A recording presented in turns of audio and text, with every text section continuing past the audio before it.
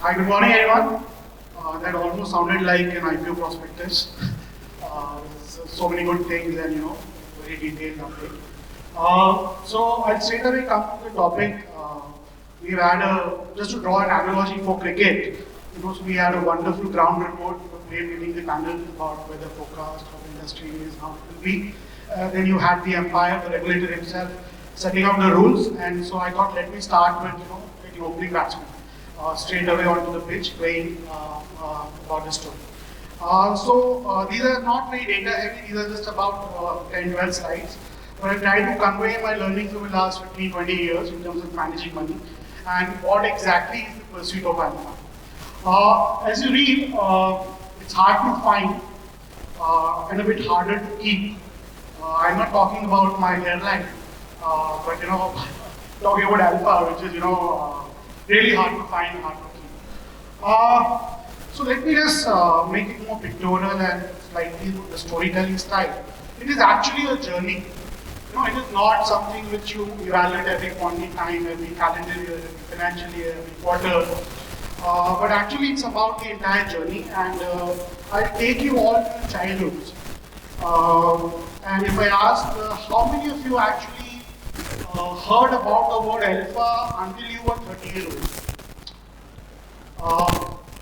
I don't think so. A lot of us actually heard about alpha when we were 30 years old. It's only a 10-15-year-old phenomenon, at least in my professional career. Because when you start your life, and I've branded it bachpan se bachpan tak. So from bachpan to bachpan, the midway journey is actually about absolute happiness. You are happy about getting an ice cream.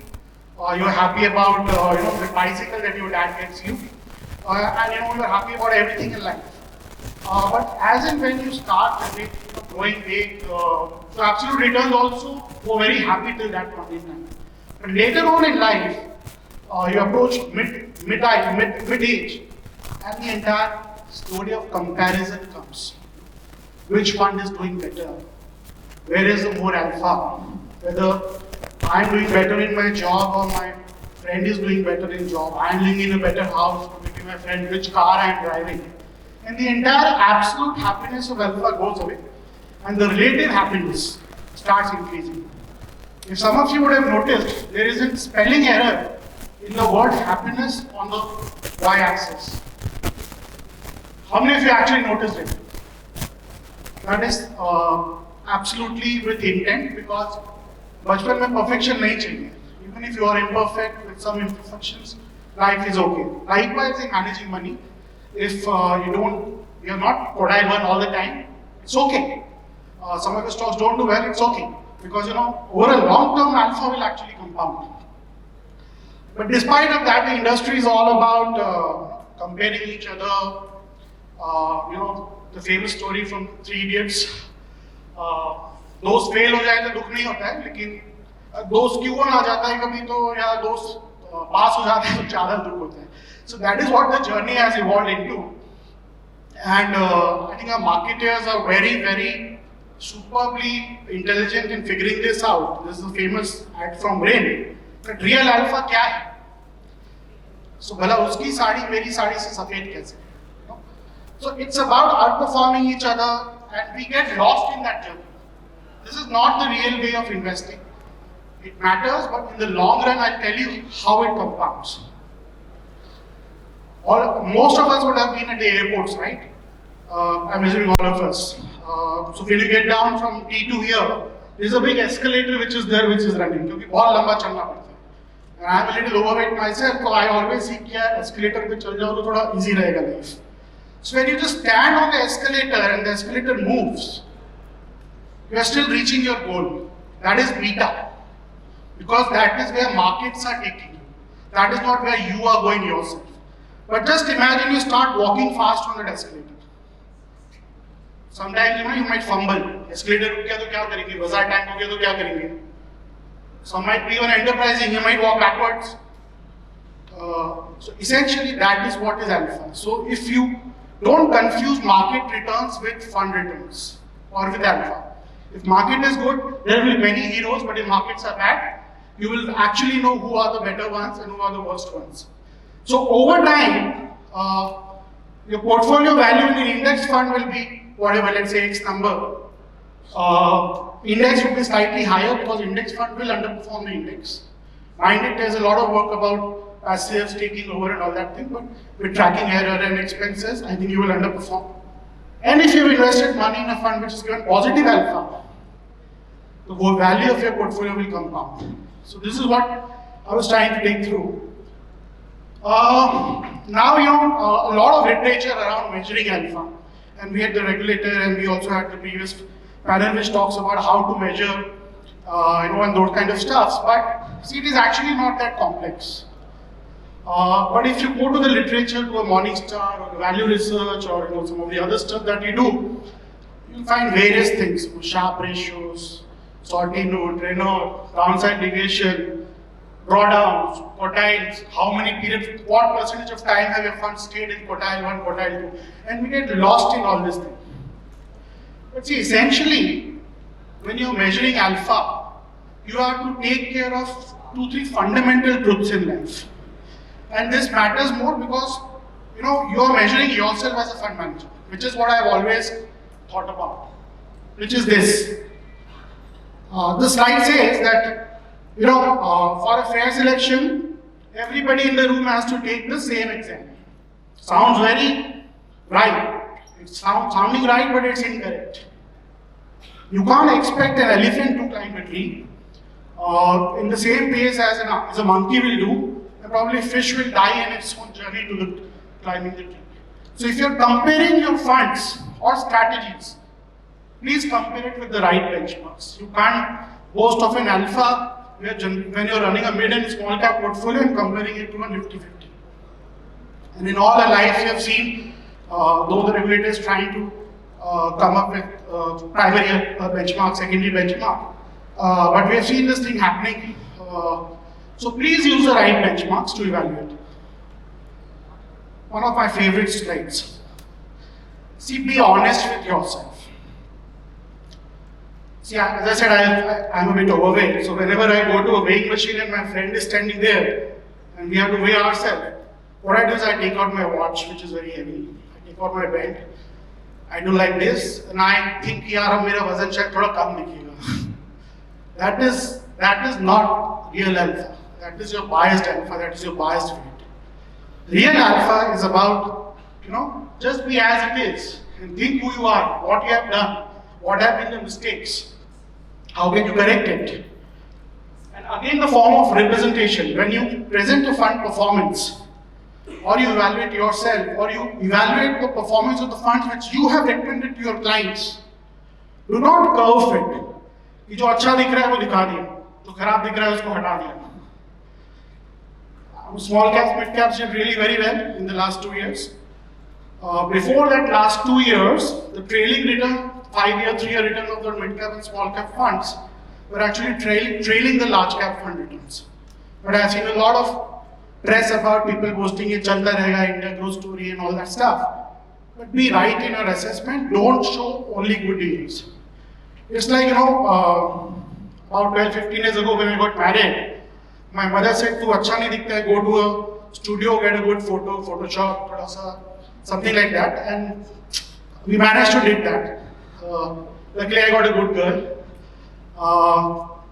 But I'm thankful that Aadhaar was not that popular at that point in time.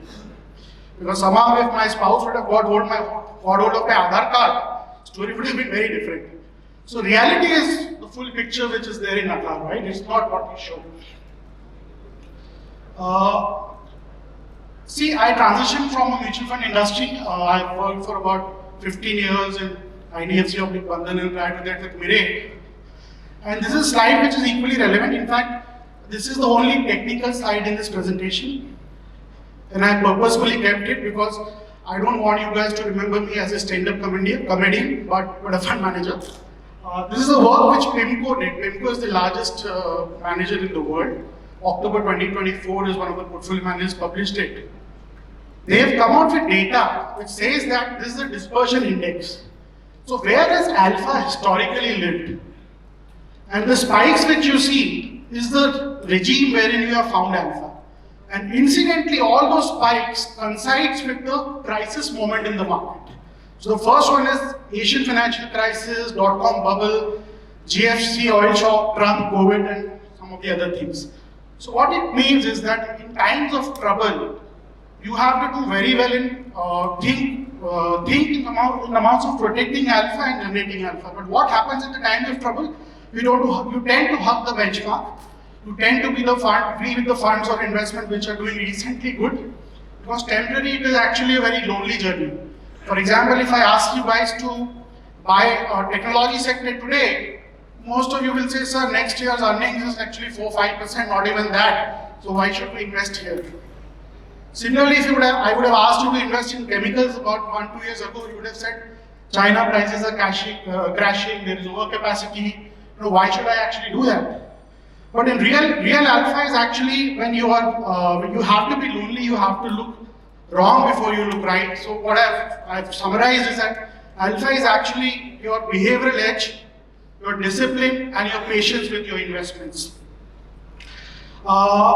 And the framework which I use is, and you can track me on that, is being different and being right. Being right is about stock picking. You do your work, find good stocks, and you also be different. See, you can't beat the benchmark by being in the benchmark. Many people hug index, they have very low active share, and they might have the ability to take risk, but they don't have the willingness to take risk. But if you're paying fee to 2.5% or whatever performance fees, I don't think you're making, I think if you get the same returns like an index fund, or your portfolio looks similarly almost like an index fund, this is actually not a good thing. So I've kept a famous analogy here of an active restaurant. I'm from Indore, I love food. Any people from Indore here? So yeah, some of you would have been in that. Praveen is from Calcutta, so Calcutta is equally famous for food stuff. So just imagine when you have a high active share and high returns. So a good restaurant, you're paying very high price, but you get delicious recipes and delicious food. It is actually worth it. It's like paying money to a fund manager who's giving you real alpha. However, we must have been to a restaurant where the active share is low or returns are low, like paying very high price for a very okayish kind of a dish. That is actually like your index fund, or not index fund, probably a fund which you're paying fees but no return.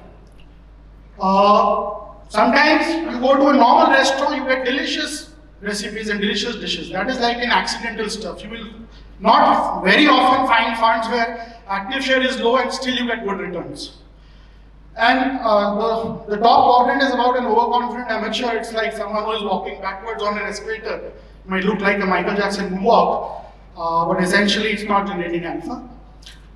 So look for only 2 data points: how the fund manager's portfolio is different from the benchmark and what are his stock picking skills. In the end, it's like playing golf. Alpha is like playing golf. Very, very easy to describe, very difficult to execute. There are a few golf players here, I know. Very easy to describe, very difficult to execute, but in the end there is someone who will say, "Aap acha kar sakte the yaar." It's like you're caddying. So someone will always say you would have been better, but that's okay. And this is my last slide. Anyone who has seen this movie, Pursuit of Happiness? So please see this movie if you have not. It's about conviction, pain, and showing up. The famous story of Chris Gardner, who rose from homelessness to actually owning the biggest broking firm in the US.